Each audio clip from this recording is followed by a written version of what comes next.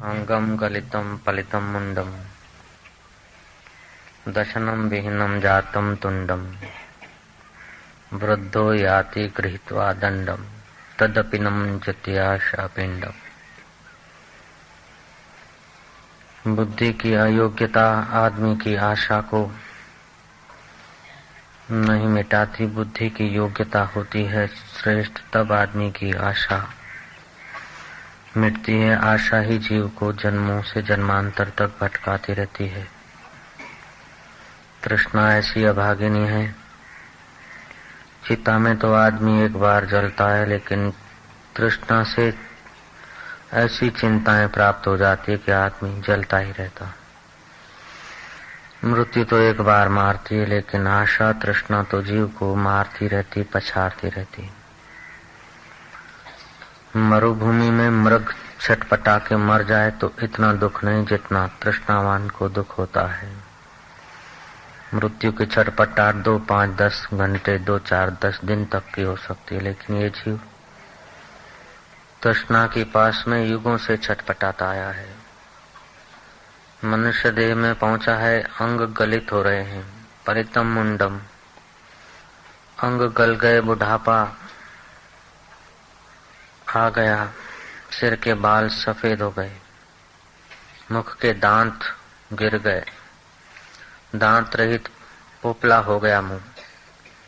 वृद्ध हुआ और लाठी के सहारे चलता है तो भी आशा के पिंड को नहीं छोड़ता। आज जी शंकराचार्य जी कहते हैं, अंगम गलितम पलितम मुंडम। मुंड जब सिर के बाल सफेद होने लगे,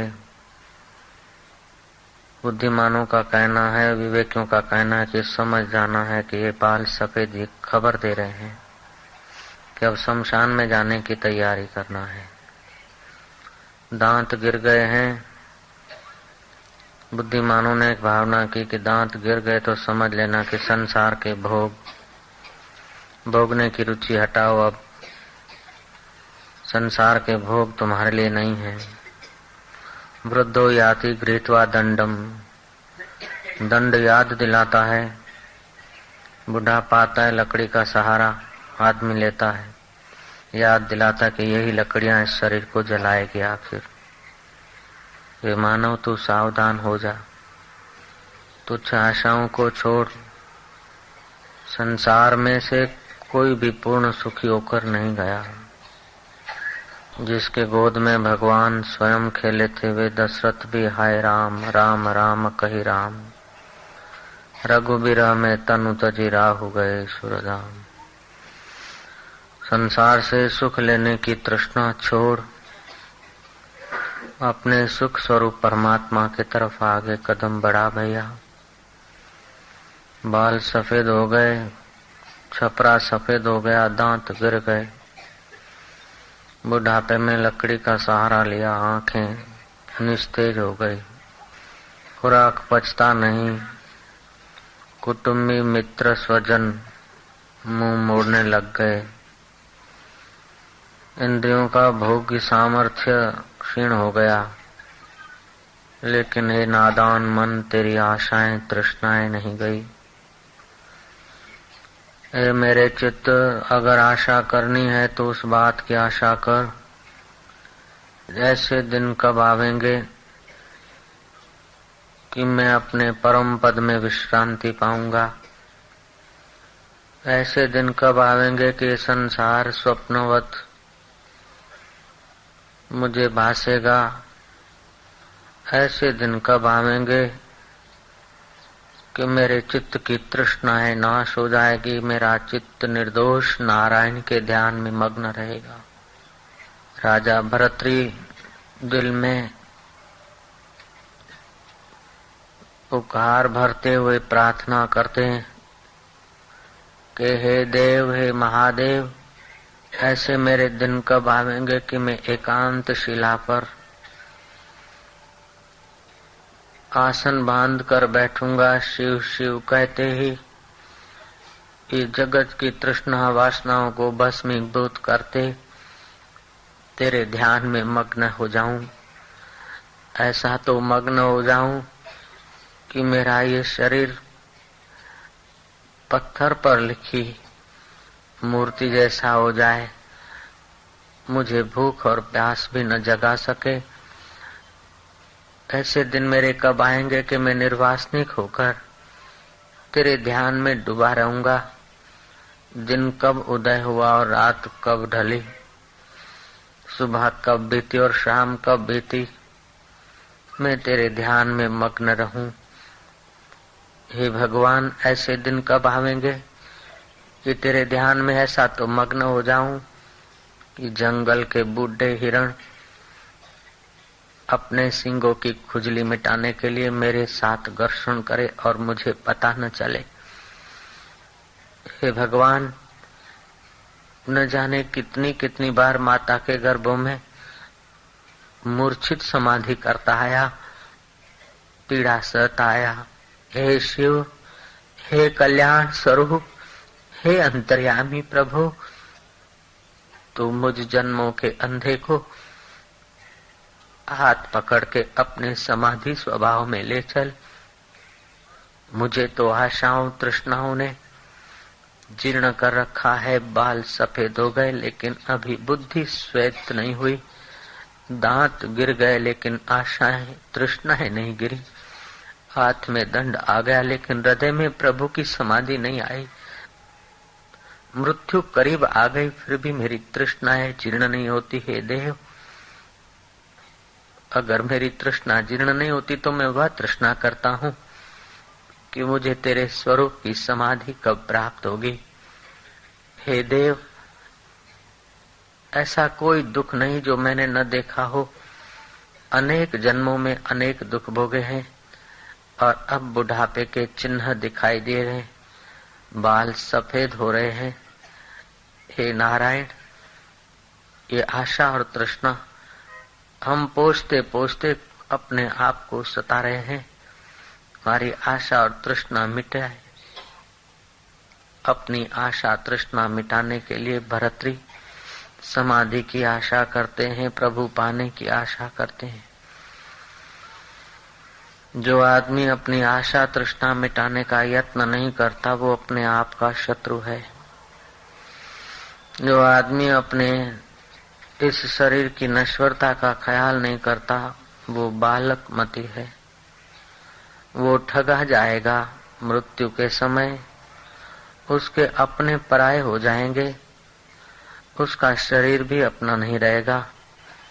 जिस शरीर को एक मानव खिलाता पिलाता है, संभालता है, उसकी हड्डियां भी उसके घर 4 दिन रहने के काबिल न बनेगी।